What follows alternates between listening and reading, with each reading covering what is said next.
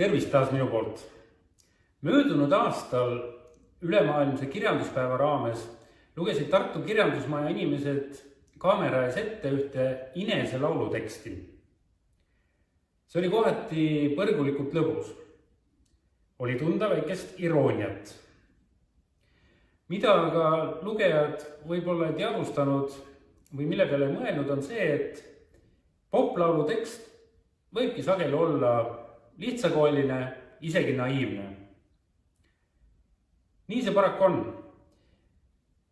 Täna vaatame, kuidas üks hea laulutekst sünnib ja mida selle juures silmas pidada.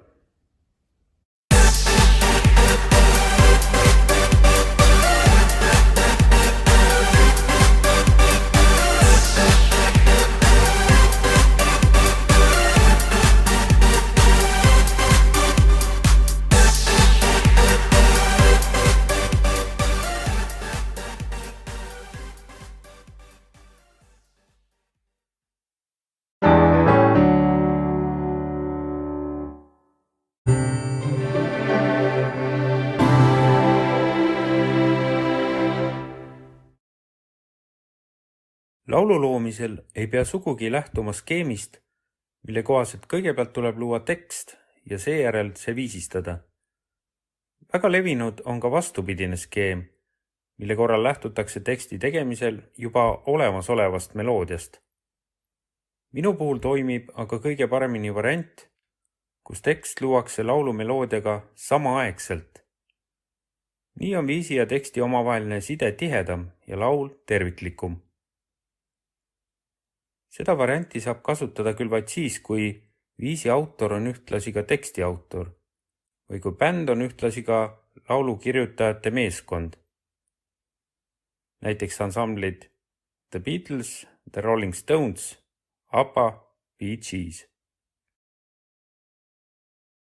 Laulutekste on väga erinevaid, lihtsatest lastelauludest kuni väga keerulise ja peidetud sõnumiga tekstideni.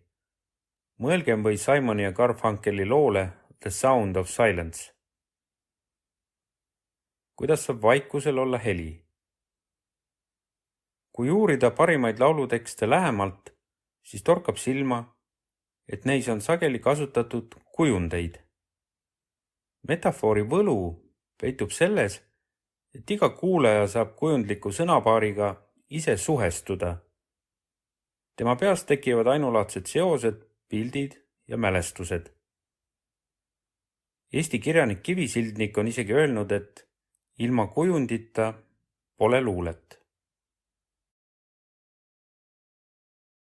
Üks viis paremaid laulutekste kirjutada on sõnastada loo idee või sõnum. Mida me tahame oma teksti kui tervikuga öelda?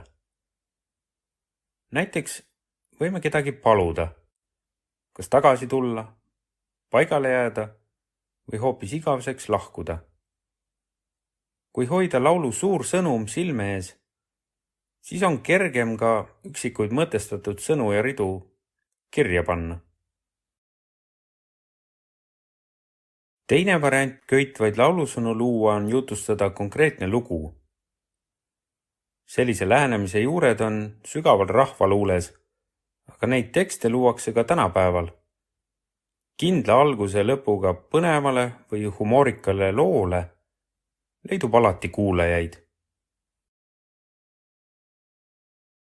Me võime rõhuda ka kuulaja kujutlusvõimele, manades esile eriskummalisi pilte, võimatuid tegevuspaiku ja sündmusi, kasutades selleks tabavaid kujundeid ja värvikaid omadussõnu.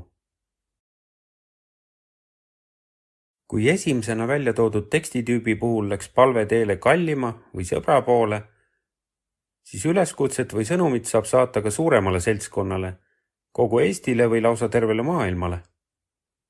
Sellised on paljud peolaulud, protestilaulud ja laulud, milles valutatakse südant mõne sotsiaalse probleemi või looduse käekäigu pärast. Muidugi võib lauluteksti lisada ka suurtes kogustes nalja või peita sõnadesse ühiskonnakriitikat. Need on mõnes mõttes kõige nõudlikumad tekstid, kuna siin peitub oht kalduda labasusse, lamedusse või jääda ühiskonna valupunktide väljatoomisel liiga umbmääraseks. Kui ühtegi sõna teksti pähe ei tule, võib teha nii, nagu sageli teevad räpparid. Käivitame suvalise biidi ja kuulame, mis meie sisemine tekstimasin selle peale kostab.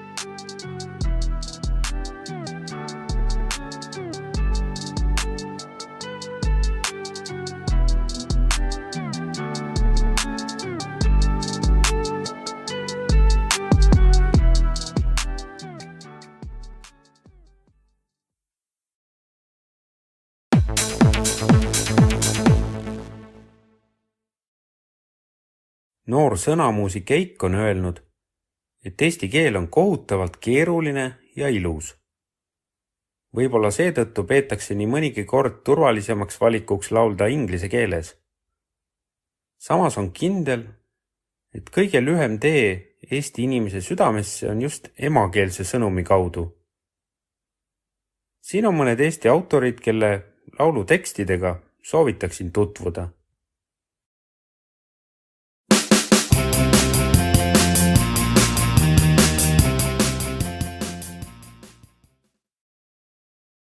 Enamlevinud probleemid laulu tekstides on ära leierdatud mõtete ja kujundite kasutamine, nagu näiteks haige hing, meeletu armastus, ere päike või hall taevas. Ebaõnnestunud sõnavalikust tulenev vähene lauldavus, koperdamine rütmiga ja kehvad ülejala tehtud riimid.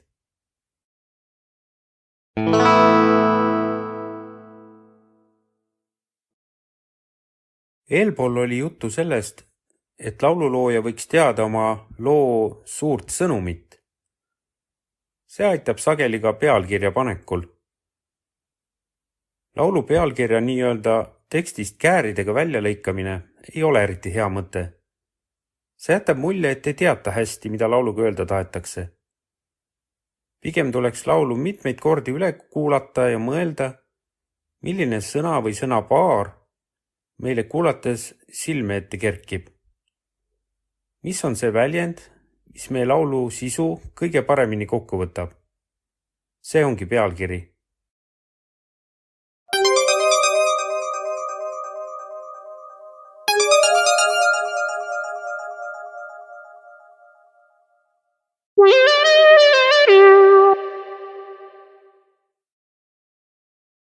Mõnikord võib tekkida vajadus võõrkeelset laulu eesti keelde tõlkida. Probleemsete kohtade puhul pakun välja järgmise juhendi. Kui täpset tähendust edasi anda ei saa, tõlgi üldist mõtet. Kui ka see ei ole võimalik, siis eemaldu alttekstist suuremal määral. Aga jälgi alati, et tõlke puhul säiliks lauldavus. Üks häda, mida eesti keelele ette heidetakse, on selle sõnarohkus, aga ka sõnade pikkus, eriti võrreldes inglise keelega.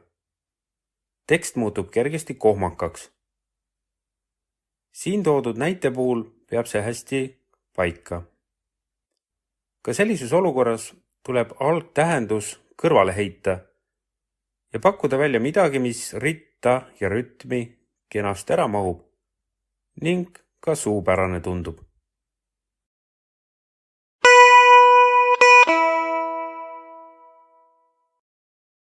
Laulu teksti ei pea alati ise tegema.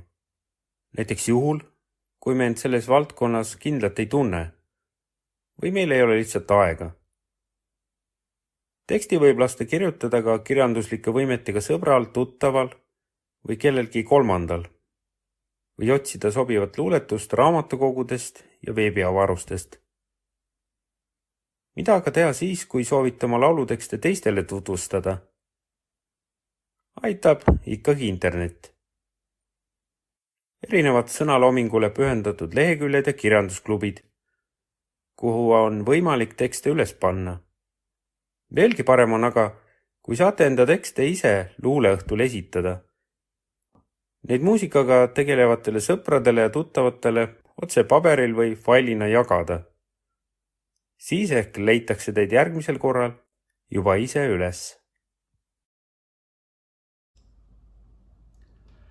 Kui tekst valmis, on viimane aeg mõelda laulu teise üliolulise komponendi viisi peale. Sellest järgmisel korral.